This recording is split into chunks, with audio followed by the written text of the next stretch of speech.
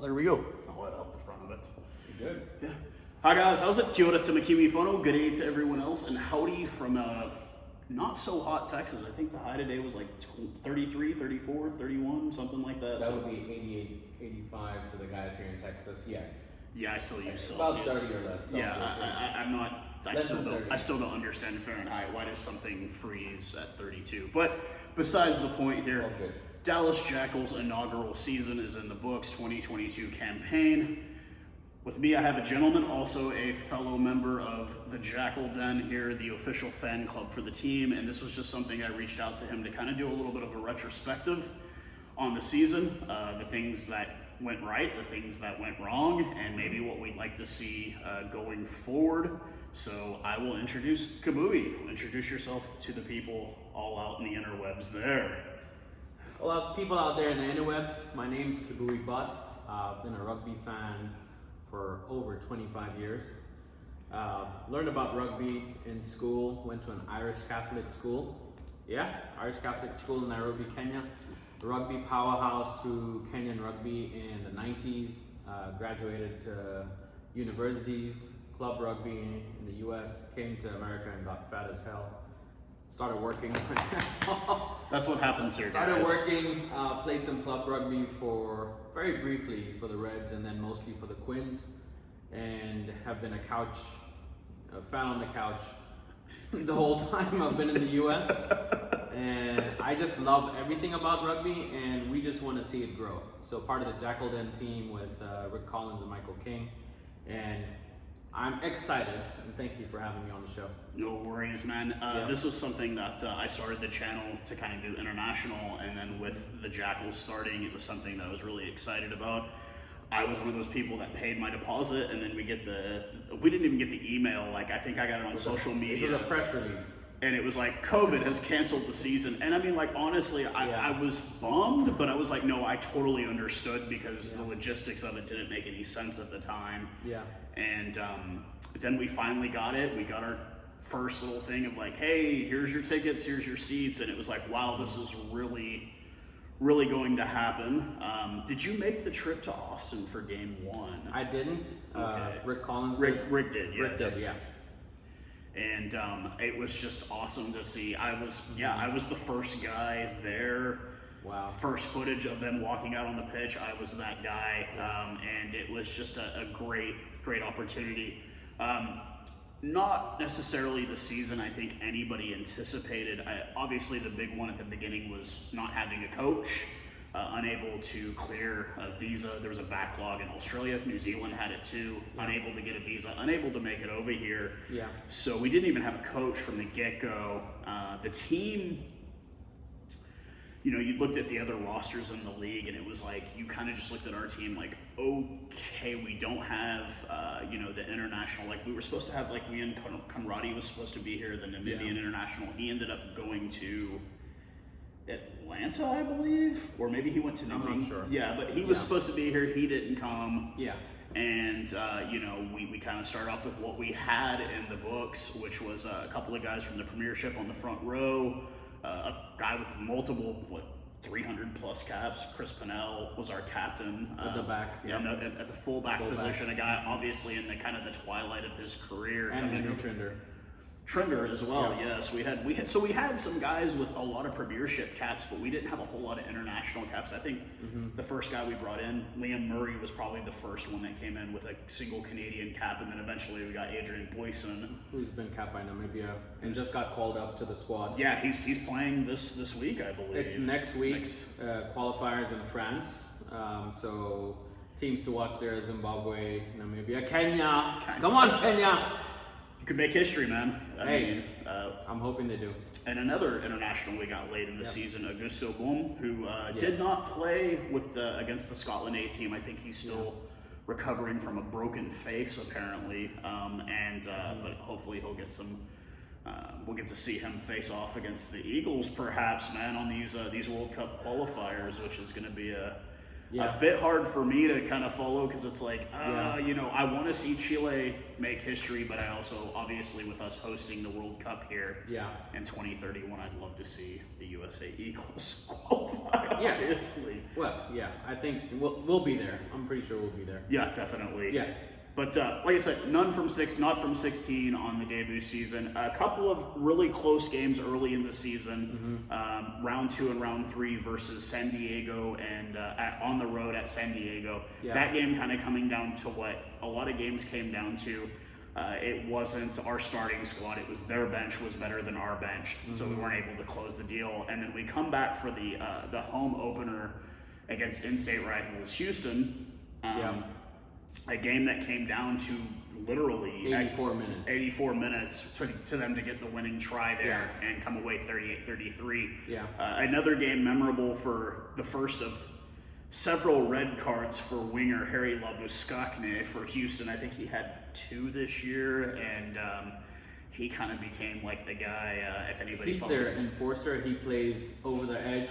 You know, in every facet of his play. I don't like the guy just because I feel like he's really just here to be well, I mean, like, because he did the YouTube show or the Hot or Not show. He's a celebrity. He's a reality star. And I mean, like, look, I get it. He's a good-looking cat and whatever, but like, and God, I guess in the playoffs he had a really long kick too, like a 55-meter penalty kick that he. I didn't see that. I'm gonna have to go back and look. There's a video of him on the internet when he was in school still, when he was playing schoolboy rugby, where he made like some 85-yard kick, like 85-meter kick, like when he was still in like was school. Was he at like altitude?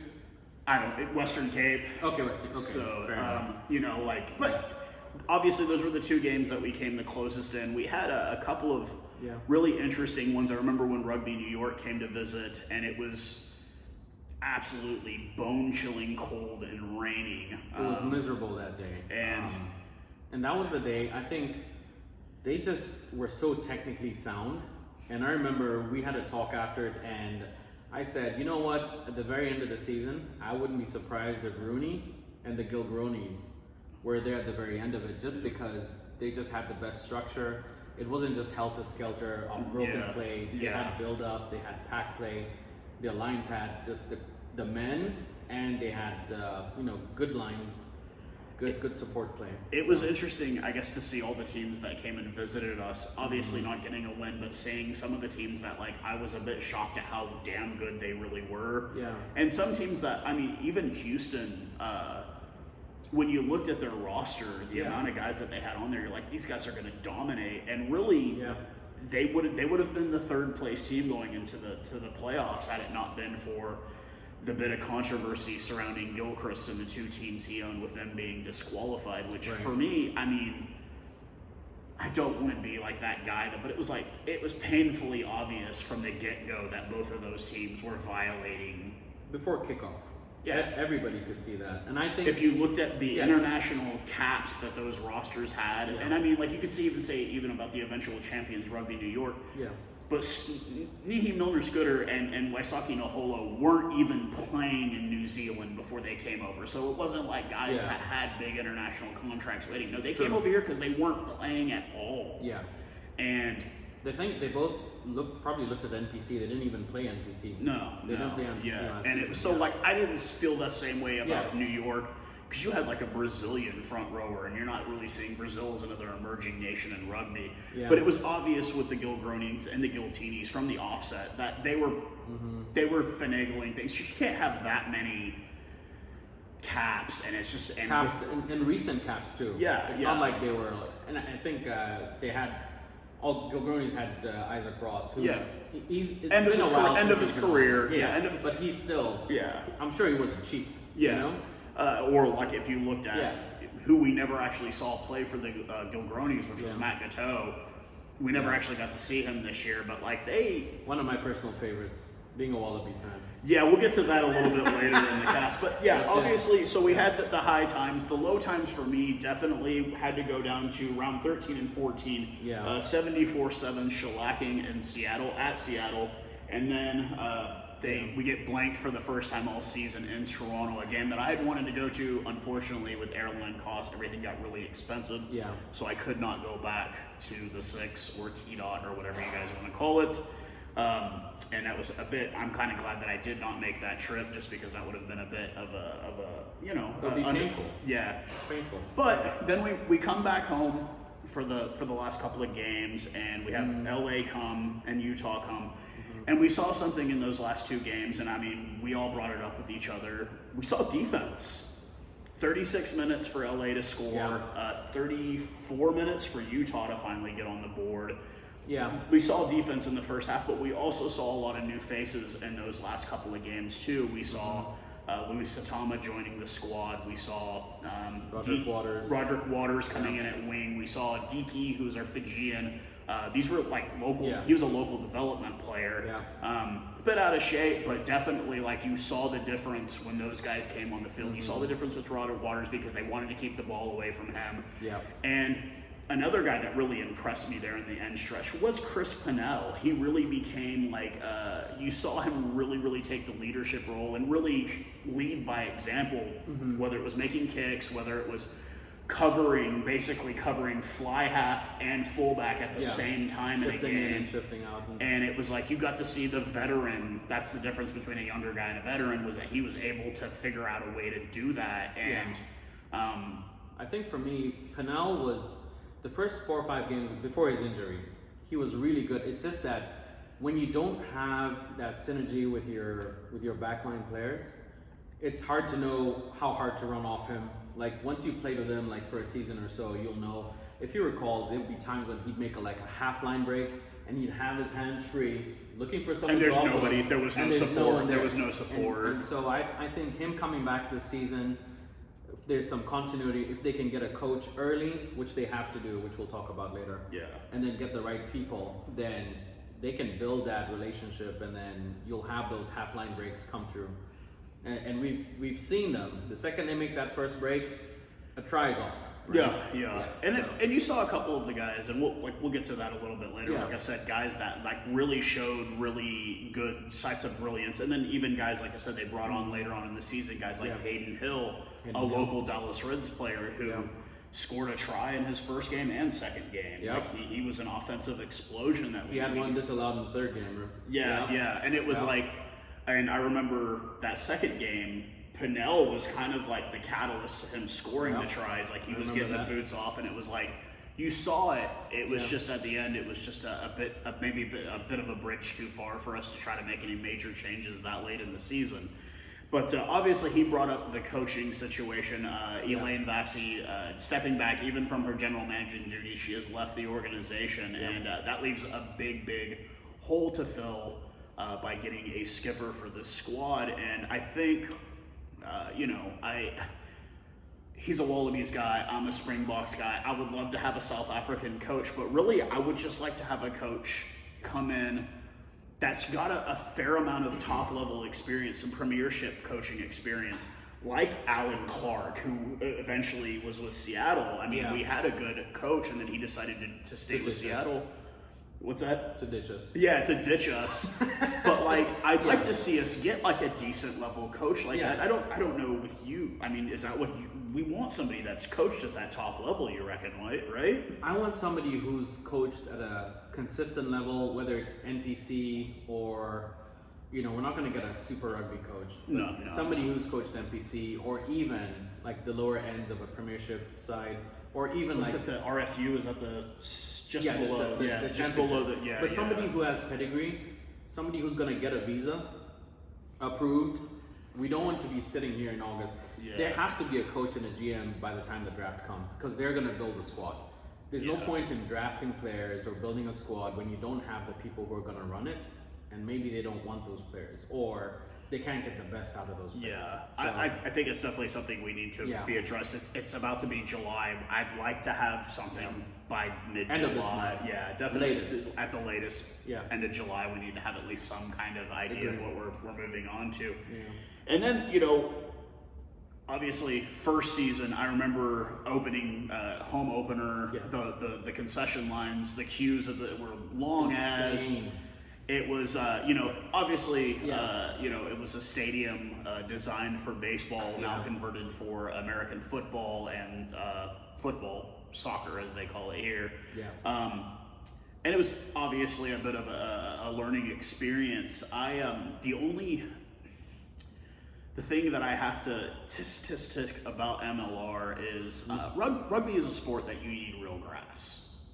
For scrums, all this kind of stuff, this turf stuff, we've got to stop this in this league. You don't like grass burns? You're gonna see guys getting their knees blown out from doing scrums. You got to have some give. You've got to have something you can dig into.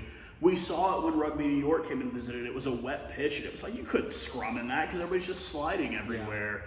And I mean, it's just not. It's something that I'd like to see addressed, but that's obviously something maybe long term. Yeah. I think that's their stadium for the next couple of seasons. I think the best stadium that I saw, at least in all my travels, is still, and I'll say it now, is Aviva in Houston, man. That is the perfect size. Yeah. I hate Houston, not the city itself. It's the weather. It is like literally a swamp there. Like the humidity is like, and you're sweating. Yeah, it's like 200% humidity. I even remember when I went to the Scotland USA game there, and I think that was really the benefit that the American team had over the Scottish team was that it was so bloody humid. I will say there. this: every international game I've gone to Houston for, it's just the atmosphere in downtown Houston, the stadium, just like it's electric. Yeah, the stadium was electric. Yeah, it was amazing. For somebody that's not from here, and it's a commute. Yeah, it's a short commute from Dallas, so I'll take it.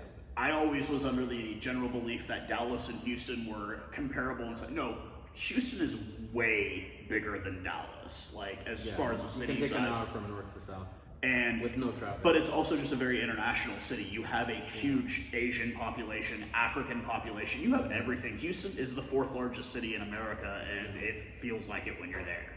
True. But Aviva Stadium, where the Houston SaberCats play, is to me... And that's their stadium. Yeah, they don't share it with anybody. Nope. That was the first stadium I saw built. I went to go see the Tasman Mako, did a tour game there. Nice. Spins up.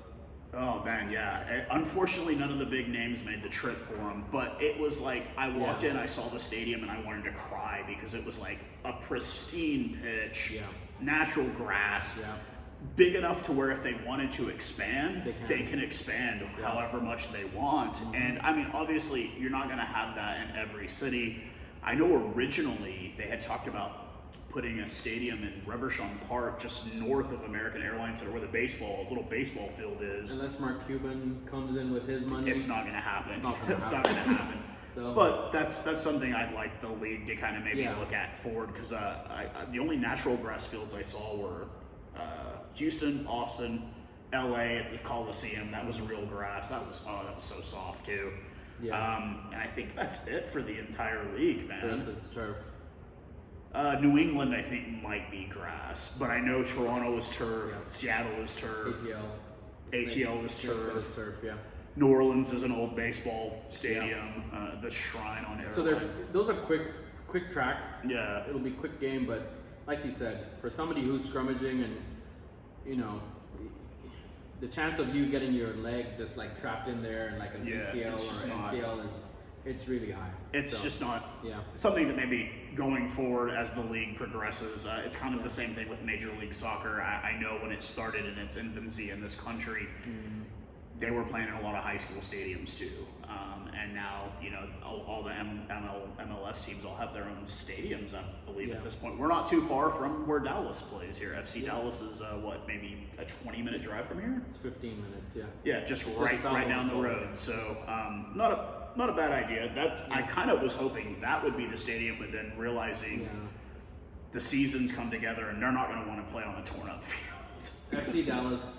They take care of that field. Yeah, so they're not going to let rugby players come and scrummage. Come and just destroy it, basically. Destroy it, So that's kind of the gist of that. Some things I'd like to kind of see maybe with the organization a bit more as well is you saw it at times, but kind of getting out in the community a bit more, visiting schools. I mean, it is a sport that. If you I'm sure you've taken people to their first rugby games many times, and it's like the one thing you will never hear is this sucks. No, you'll always, when can we go to another one? Everybody wants to, because it's like once you see it, you see what it is, and it's easy to understand.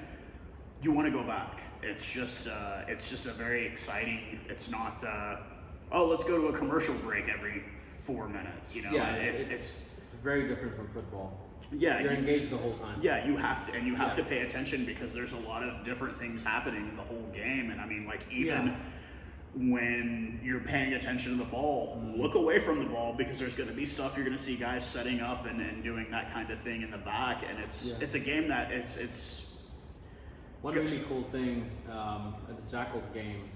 We'd have people like asking us, okay, why are you doing that? And nobody was like snippish. No. It's like, hey, okay, so the reason why they're passing the ball backwards or sideways, you can't run an offensive line. And they're like, oh, okay. And then, they got into it, and every other week there'd be different people come in that ask questions, and everybody would contribute. So that was cool. It was, I want to say there were at least 1 or 2 games where I ended up talking to Arlington cops and explaining them because they were there to do security. And then the very last home game, they gave out tickets to the local, to Texas Rangers baseball stadium is right next door. Their new one, we're playing in the old one. And I think I lost count of how many people I had to explain how things were being done. And I mean, I don't mind. It's never like, they're never rude about it. It's always like, okay, hey, why is this happening? What can they do? What is this? And why are they kicking the ball? And then they get the ball. And it's like, you explain to them the basic rules of it. And I think... Yeah, they appreciate it. Yeah, it's the general American consensus on the sport seems to be, it's like football without pads. No, it's not. There are nuances to it. Yeah, it's the only sport, and I say this all the time when I talk to anybody, it's the only sport where you have a 6'7" guy and a 5'4" guy, and they can both score and both have to play defense. Like, it's not... Sure. Yeah. It's... You play offense and defense. You could be playing offense this second, and the next you're playing defense. Yep. And that's the beauty of the game. It's...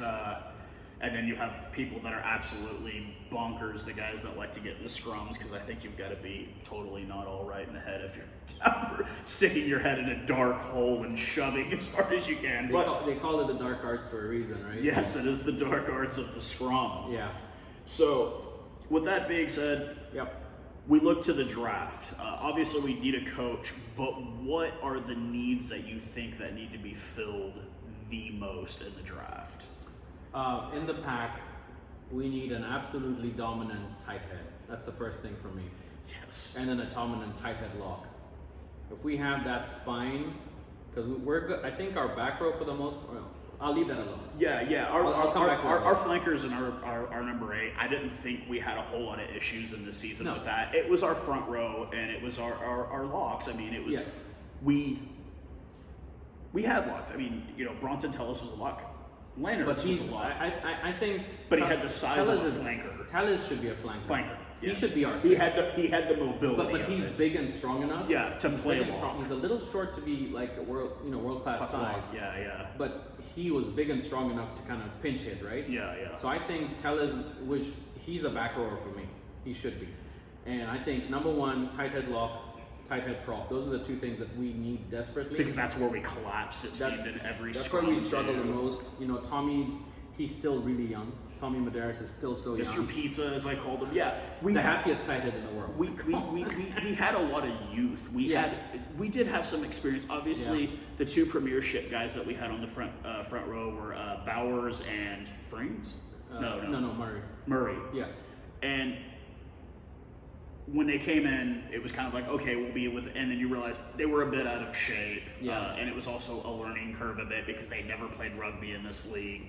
And that was something that and it was new partnerships like every game. Yeah, every game. We never had a whole lot of consistency. No, there was no consistency. And then we had obviously the injury, the incident with the collapsing platform, which took out pretty much a good chunk of our team. About 10 players, And we just never had a lot of consistency. And obviously that's something that, is beyond the control of the team, but we just never really had a lot of consistency. No. I felt like some of the moves that were obviously made later in the season, like I preferred Alex Tucci coming off the bench, not starting, just because I felt like he was a bit more explosive off the bench.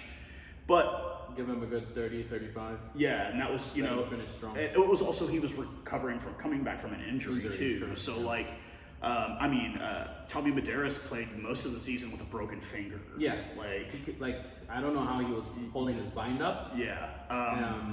And we ended up finding out, Yeah. I know Bohm had a broken face. I know Asa Carter's face got broken as well. Yeah. That's just and you see these guys and they're smiling. They're smiling. Like, oh, I can't wait to play like, again. Put me in, coach. Yeah. And it's just like, yeah. And then we ended up getting some other guys kind of spare parts throughout the season, and that was the thing. It's just, with pack play, if you don't scrum with the same guys week in, week out, there's no way to build consistency. Yeah, there's no consistency. So. And we had some really solid guys come in. Yeah. I thought that Brendan Rams was a really good addition there towards the end, mostly just because he was a bit more of a field general. You kind of saw that he tried to run the show. He was good for about I think he probably wasn't as fit as he was in previous seasons because he was also coming back from, I think he had an ACL injury from a couple of years ago. Big shout out to Brendan, man. He gets up at the same time I do every day, and he's getting after it every single day. That guy, he's at 3:30 in the morning, 4 o'clock in the morning every single day. That guy's up. Oh. He is getting after it. Me.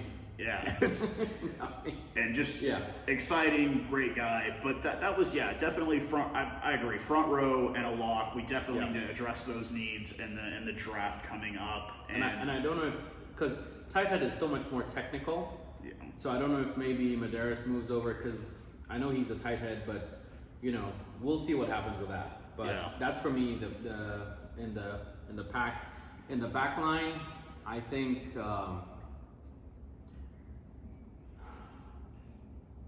because I don't know if Chad London's gonna play because I think he's he's got a business. He's got a business to run. So I don't, even as good as he was. A big shout out to him though. He was a trooper. He was a trooper. Another guy that had international cap that we didn't bring up. Yeah, he had international caps with USA Eagles. Yep. What a trooper that guy was, man. Running a business, working full time, and still coming in, committing to training every day. Shout out to Chad. He was him and that Trender combo were really solid. It was too. getting real nice, and then it got split up.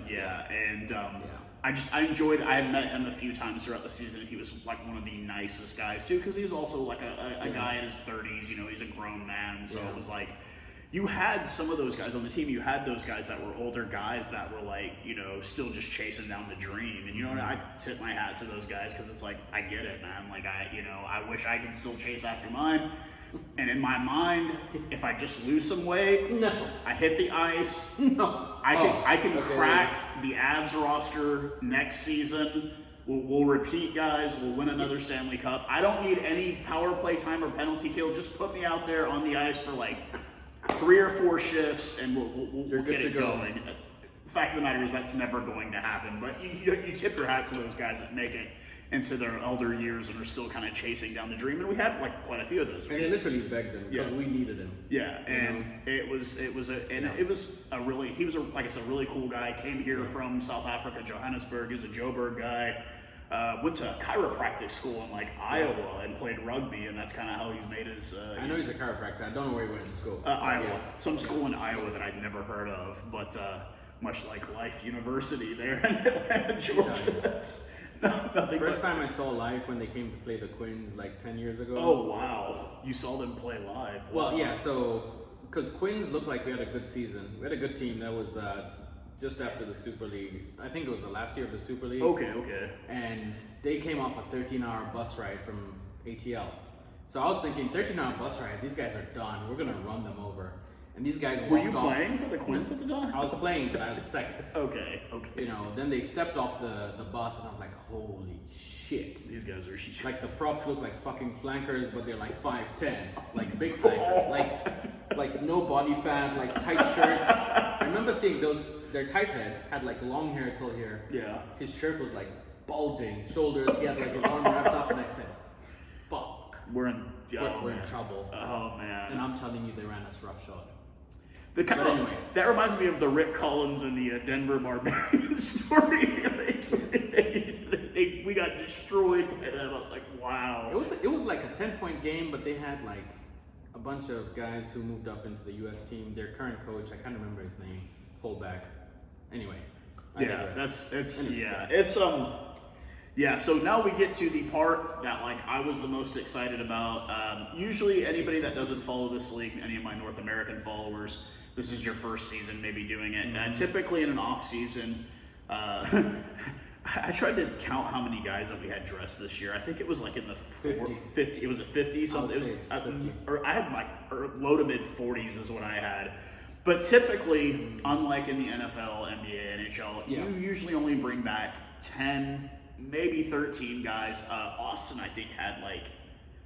They had a big turnover. Houston, too. Houston had a massive one. I think...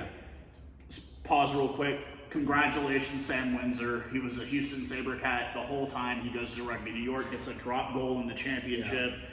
Congrats. That guy is a guy that came here and has really, really supported rugby growing in this country. So congrats to him finally getting to hold up that MLR shield. Yeah.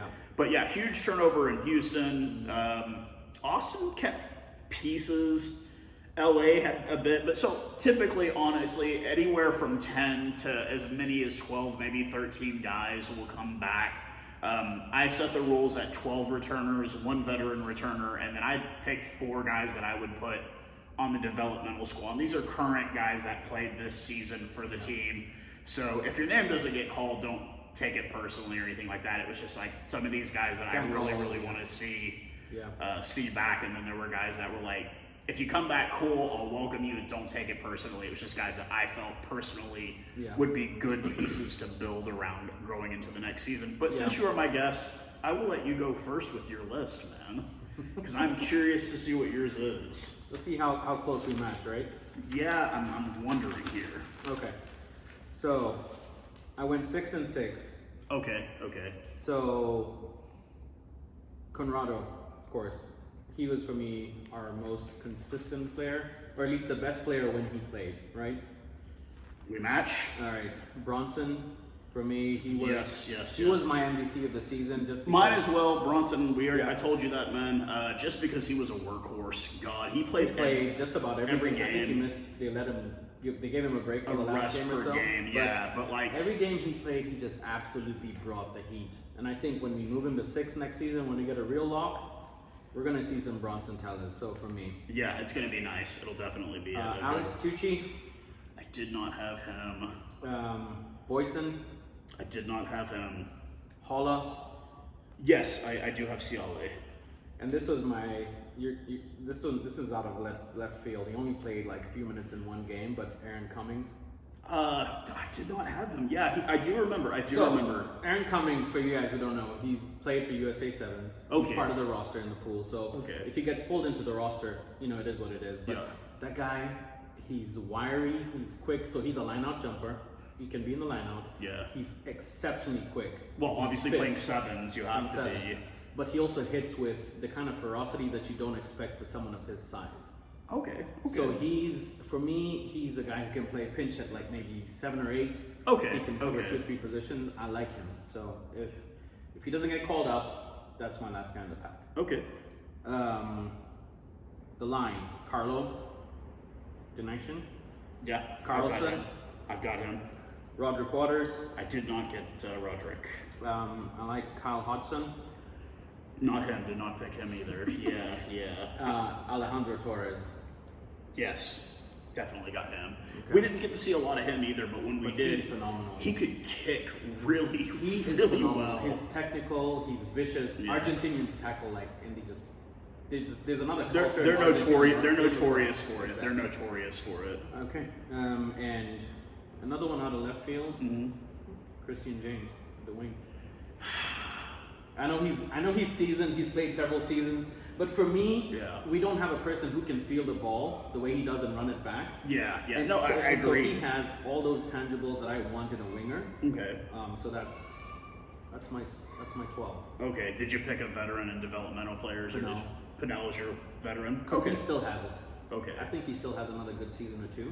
I think he has a lot to share with the younger players. Yeah. So these were my picks. I went with Chilean international Augusto Bowman hooker. Mm-hmm. I went with Dewey Kutsia. Both of these guys, both hookers, both young guys, something that you can kind of build around a bit, or at least develop them. If we bring in a veteran that can kind of work with them. Mm-hmm. I went with Bronson Tellis. How could I not? I went with Ciale Hola. Ciale, another guy that I talked to him at the end of the season, and he was a guy that was talking about wanting to move to flanker. Oh, okay. He has the mobility and the size for it. And he's young. He's like 21 years old, 22 years old. Is he that young? Yeah, he was the youngest guy on the team. He's the youngest guy on the whole squad. Yeah. He didn't go to college. He went straight from high school to playing. So my son's seen us and he's like, I want to come in here. Oh. No, you're not coming in. I picked Mike Matarazzo. Okay. Or Matarazzo. Yep. Mo Abdulmanum, another guy that got injured early in the season. Yeah. A guy that... flanker, 7. Yeah, he was honestly probably one of our best players at the breakdown. Yeah. A bit undersized. He was our best player, yeah. Coming back from injury, obviously he re-aggravated the injury, and he was, especially when he became announced as captain of the team, I was like, of course, yeah, because he's a really nice kid. Yes, I know he lives in Canada, he's from Egypt, and I got that connection, but like I just felt like he was really, really good if we can keep him healthy. Yeah.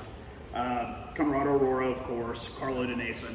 Carlo, we discussed this. You can kind of see the trajectory of the team. Yeah. Once he got injured, we kind of went on a downward trajectory. I think him and Carl saw when you lost the two of them. Yeah, and the structure went away. And it was just both South Africans, obviously, but both work really, really well together. Yeah. Eric Naposki, probably arguably he was our best finisher. Best finisher. Yeah.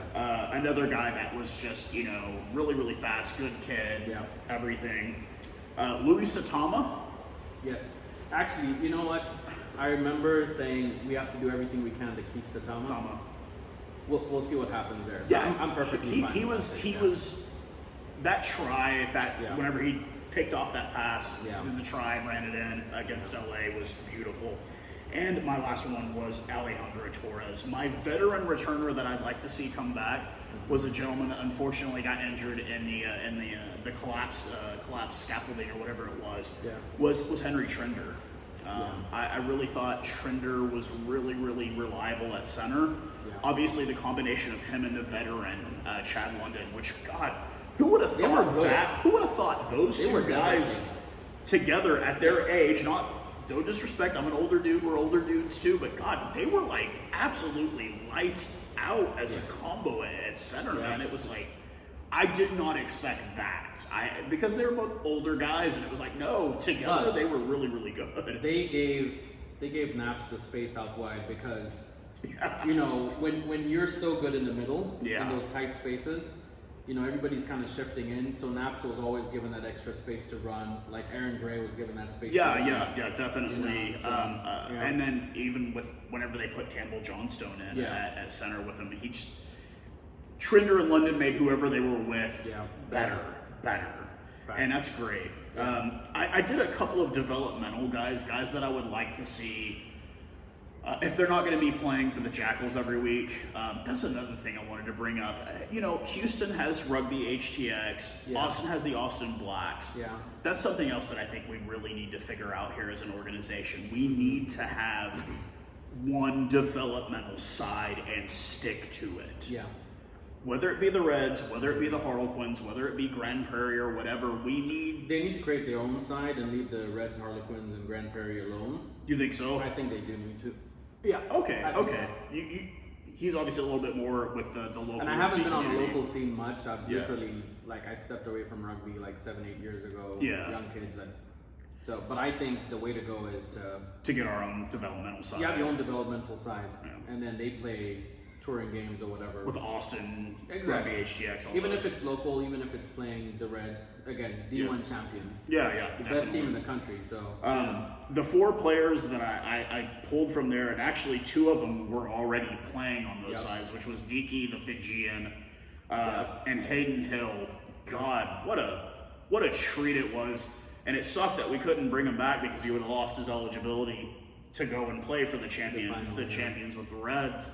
But he was really, really solid. And like I said, him and the Chris Pannell combo was just absolutely, they played. And then the other 2 that played on the squad this year that I'd like to see, both of them one has stayed local for the summer and is playing 7s. That would be Aaron Gray, a guy that I think just needs consistent playing time. And the last one, I bring this up as kind of more of a marketing thing for the team. I mean, yes, Bronson Tellis is a Texas guy. But his parents are immigrants, okay? We had one local player that was local, born and bred, East Texas, played a bit at lock for us, had an injury, was able to come in intermittently through the season, and that was Sam Phillips. And the main reason I picked Sam Phillips is when it comes to promoting the team locally, yeah, cool, send out a foreign guy with an accent, but send out a guy that played under Friday Night Lights. Yeah. Send a guy that went to baseball games at that stadium. Yeah. So when the locals come up to him, he can explain. He can explain the game.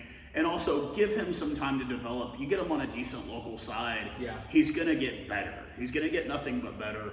Yeah. And you just, for me, strictly from the marketing standpoint of it, because I've been around amateur sports in DFW the whole time I've been here, you've got to have those guys in the community that everyone's like, oh yeah, that guy, he's a local boy. He's a local boy. Gotcha.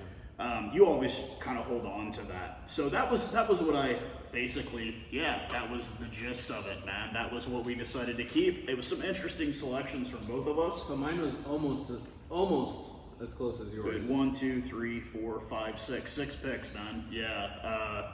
My development side, I had Dickey. Of course, yeah. So if that guy can drop about 10 kilos. Oof.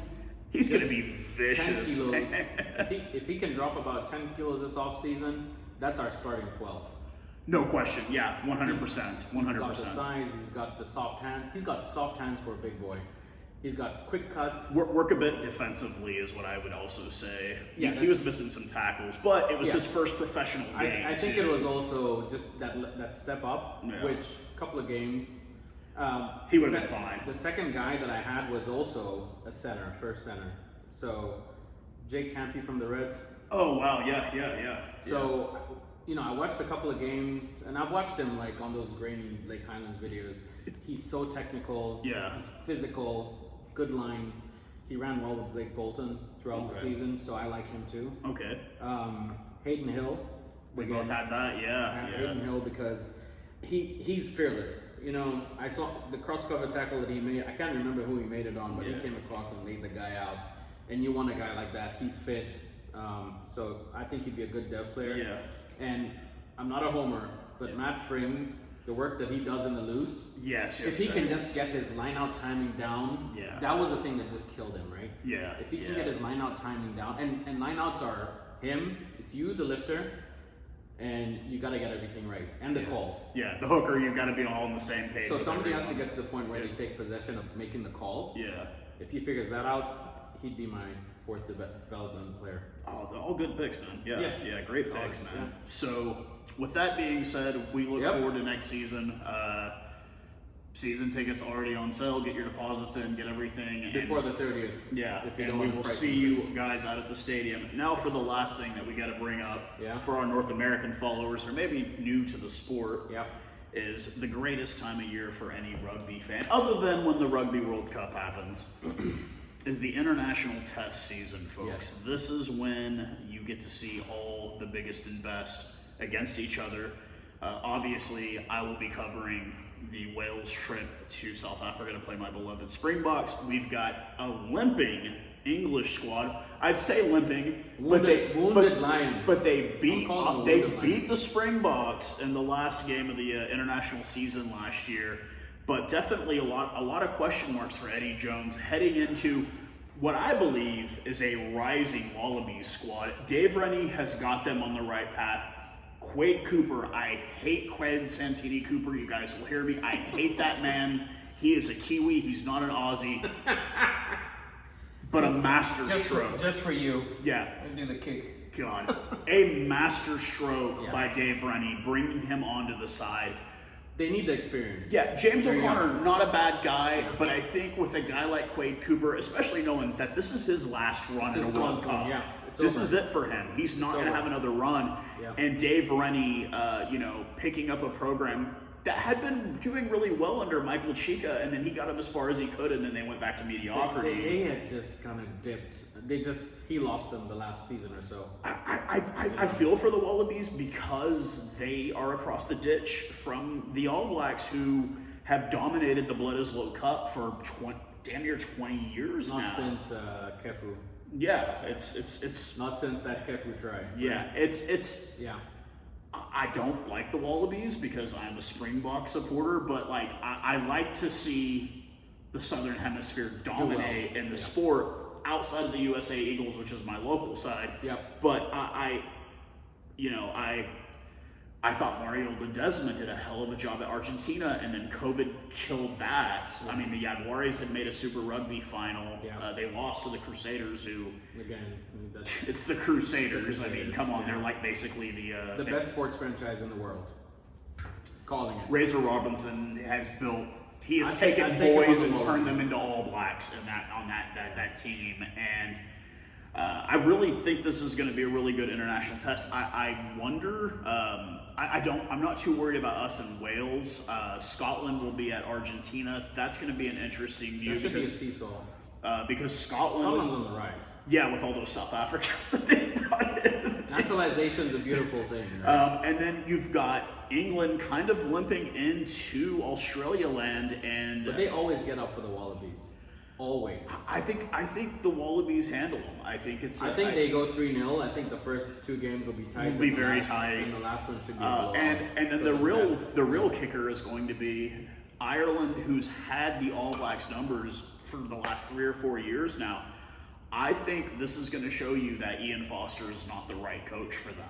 Is it too late to switch before the World Cup? Who knows? It's 12 I months think away, obviously right? they had some COVID issues too. Ian Foster is out for the first game, and what if they do better with him on the sideline?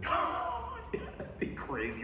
I think that I think this is the perfect opportunity for the Wallabies. Isn't Joe Schmidt like? He was Ireland's coach. Now he's on the coaching staff. He's on the coaching staff for the All Blacks, and it's like what a sellout. I'm kind of thinking that like Ireland's going to have their number. We get the first game tomorrow. We get the Māori All Blacks playing Ireland tomorrow, which is their B side. Yeah. Which I think the Māori All Blacks will beat that team because you've got TJ Perenara, you've got Brad Weber, you've got all these guys on there with all this talent. I think that just the depth, the quality and depth. You could probably take an A and B New Zealand side, and they'd be competitive with anybody. I worry about the All Blacks just because there are so many questions. Like, I mean, you've got Beauden Barrett, who was World Player of the Year back-to-back, but you've got Richie Mo'unga, who has more than, but they're going to start Barrett. They're going to start Barrett at 10, and I'm like, no, you need to put Mo'unga out there. Mo'unga's the guy. Barrett should be your utility if you're not going to start him at 15. But but I mean, it's also, you look at the depth of the All Blacks. I mean, you've got Will Jordan, you've got Jordy Barrett, you've got Sevu Reece. These guys are all world-class wingers. You have so many players at so many positions. That is the problem. You have too many options. And it's like, what could they really do? And I worry about it a bit because it just seems that Ireland has had their number, man. I think they split it 2-1 because they're at home. You think so? You reckon that makes the difference? Yeah, I think it'll be England lose all 3. I think they split the games. I think the Springboks smash all 3. Oh, I don't think it's even going to be close. I think the first game's going to be a bit. We don't have Andre Pollard for the first game. I just think they're going to come out and just absolutely just monster them. Yeah, it's a limping Welsh side too. Yeah, this is a Welsh side. I mean, Alan Wynne-Jones. I don't wish guys could get given a World Cup, but there's guys that have put in, like Rory Best. That guy put in a shift for Ireland. He deserved at least something, And Alan Wynne-Jones, as much as he pisses me off when he's in that red British and Irish Lions uniform. Yeah, he's a talisman. They're never going to make another thing like that. You'll never, those are once in a lifetime. You'll never see those guys again. And it's... The last guy they had like that was Pannell? Yeah. Who was the center for Ireland that they had that was... Scott Gibbs. No, Ireland. O'Driscoll? Yeah, Brian O'Driscoll, another guy that was world class, just never won it, man. Never was able to win it. So I worry about that. Scotland and Argentina is going to be interesting, just because Michael Cheika, has selected a veteran-heavy team, like guys that are proven players, but can they still do it at 34, 35, 36 years old? Who knows? Will Thomas Lavanini continue with his discipline problems that he has had? He's guaranteed a red card. Yeah, it's gonna happen. It's gonna happen. He's going to get a red card. Is he gonna get it in the 10th minute, or is like the 75th minute when it doesn't matter? Who is France going to play? Good lord, I don't know. Are they playing Japan? No. I don't look it up real quick because I know we have the French. So for USA Eagles fans, Friday night, Houston, Texas, we've got the USA Eagles in a warm-up match versus the French Barbarians. I haven't even seen that squad announced yet. No, I haven't seen it either. It's going to be a bunch of guys that don't have really any international caps, usually with those type of games. Why can't I find anything about France on tour? Yeah, because, I mean, it's that time of year where they come south and everyone... Some internationals? I'm pulling it up. So I don't know who France plays. They're, to me, the best team in the Northern Hemisphere. No question at this point. I think their strength and depth, and the fact that New Zealand's kind of in some sort of funny flux. For me, they're the form side in world rugby. From Dupont is unstoppable. He's best number 9 on the planet right and now. Their pack has depth across the board. So let's see. Are you finding out who France Japan, is? France. Yeah. Oh, good lord. That's going to be a blowout. Yeah, France is going to just 50. stomp them. 50. You know, good thing that Japan has made tier 1 status, but you're at the bottom of the tier 1 status. It's a long way to the top if you want to rock and roll, as Akadaka used to say. Akadaka, ACDC. Any of my Aussie friends will know Akadaka. That's, it's... But it's going to be a great little season. We've got USA taking on Chile for the World Cup qualifier. Uruguay was playing Japan. They lost to Japan already. That already happened. And it's international test season. You're going to get all kinds of weird games. Canada is playing Spain, who lost their appeal. They lost their appeal. They're not going to be in the World Cup. Good lord. Which I was hoping for the first time in history you were going to have like Spain. you're going to have 3 Spanish-speaking teams in this tournament at the same time. Spain, Uruguay, and Argentina. And possibly Chile. That would have been crazy if you had 4 Spanish-speaking teams make it into the to the tournament. I just want one Swahili-speaking team. That's all I want. What else? Kenya? Kenya. That's it, right? Come on. Yeah. I had a few caps at under 21. Did you? Did you? So. What position did you play back then, man? I was a hooker. Oh wow! So you know the lineouts. You know the lineouts. That's why I don't like the fact that they take forever to go. They talk in a huddle. You let the other team get set up. No, you're the hooker. You make the call. You drive it. Yeah. I always make the call. You're the bus driver. You're the I'm bus the bus driver. Yeah. Make the call as we're walking up. They know what it is. I don't need the tight head to come and whisper that shit in my ear. Yeah. Make the call. Go line up. Throw it quick and go. Yeah. Come with 8 people. Come with 5 people. Keep switching. Go quickly. It's going to be an interesting international season as always, and then before you know it, the draft's going to be here, and we'll be getting ready for more Major League Rugby. Once again, congrats to Rugby New York on the championship. Congrats. They first team Andy from the Ellis. East. Yeah. Oh.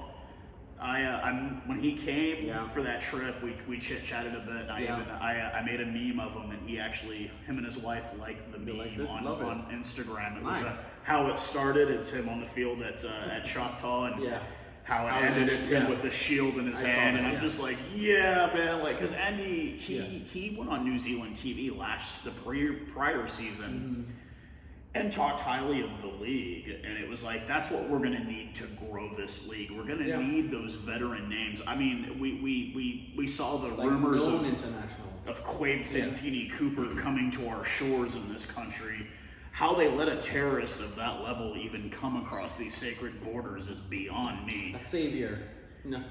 There was the rumor he was going to play for the Giltinis. Obviously, that wasn't going to happen. That was a big buzz. Yeah. Then she popped up in a picture in New York. And it was like, okay, cool, Quade's just doing his thing, getting free merchandise, basically, is all he's First class ticket.